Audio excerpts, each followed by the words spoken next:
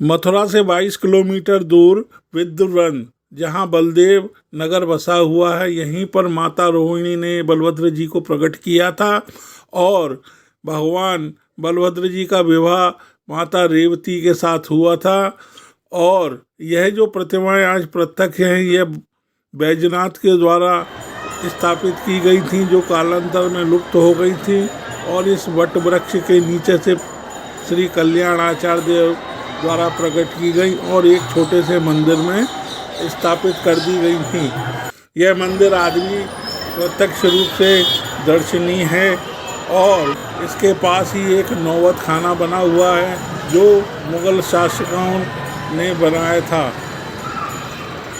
बाद में बड़ा मंदिर बनने के बाद प्रतिमाएं बड़े मंदिर में प्रतिस्थापित कर दी गई, जो आज से 450 वर्ष पूर्व ये मंदिर बनाया गया था। यह मंदिर बहुत विशाल है और बहुत ही मान्यता यहाँ की है। लोग गोबर के स्वास्तिक बनाते हैं मंदिर में आकर और उनकी सभी मनोकामनाएं पूर्ण हो जाती हैं।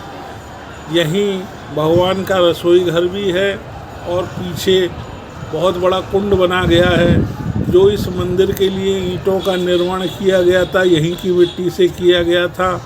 तो एक बहुत बड़ा कुंड बन गया, जिसको पक्का करके क्षीर सागर के नाम से आज भी यह प्रसिद्ध है। यह मंदिर में आज भी माता रेवती की हवेली सुरक्षित रखी गई है। यह जो कक्ष देख रहे हैं, ये माता रेवती और बलभद्र जी का कक्ष है और यह हवेली आज भी सुरक्षित रखी गई है। और माता रेवती की यह हवेली क्षीण अवस्था में पाई गई थी। जब भगवान रेवती और बलभद्र जी के विग्रह मिले, तब इस हवेली का महत्व पता चला, जो आज मंदिर के कार्यालय के रूप में स्थापित कर दिया गया है। यह हवेली आज भी पूर्ण रूप से सुरक्षित है और इसके बगल में ही भगवान का गौशाला था। और इसकी आइए हम दिखाते हैं कि इस हवेली से निकल के आंगन है और इस प्रांगण में पर्याप्त जगह है, बहुत बड़ी हवेली है ये।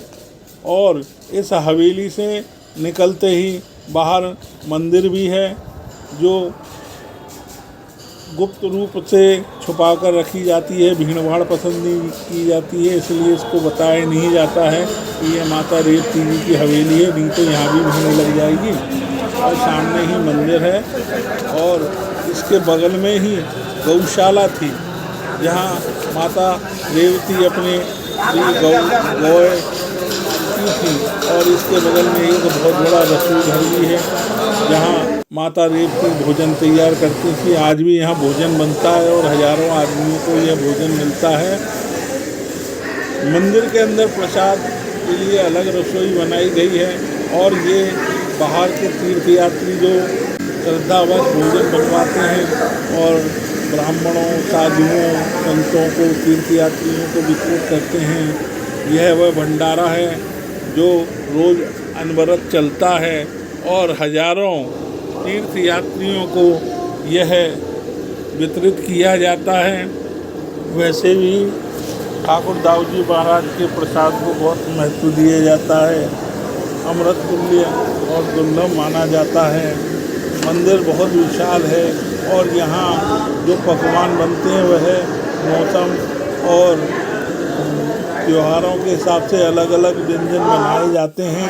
हालांकि मंदिर की रसोई में जो परंपरागत रूप से भोजन बनता है, तो माता रेवती सतयुग में जो बनाया जाता है, वह सतयुग काल का ही भोजन बनता है, जो बिना मिर्च मसाले और शुद्ध घी में तैयार किया जाता है, जो भगवान को बहुत प्रिय है।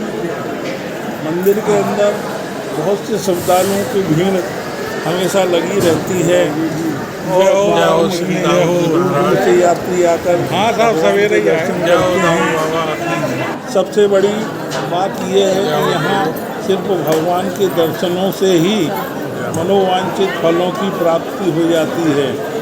यह प्रतिमा शालिग्राम पत्थर की है, जिसको देखने मात्र से ही, प्रणाम करने मात्र से ही चाहे फलों वही प्राप्ति हो जाती है।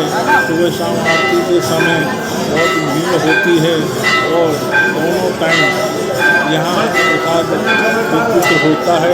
जो भगवान यहाँ सेवा करते हैं वह अपने अपने तीर्थयात्री रिश्तेदारों और बहुत से लोगों को ये भोजन दिया करते थे।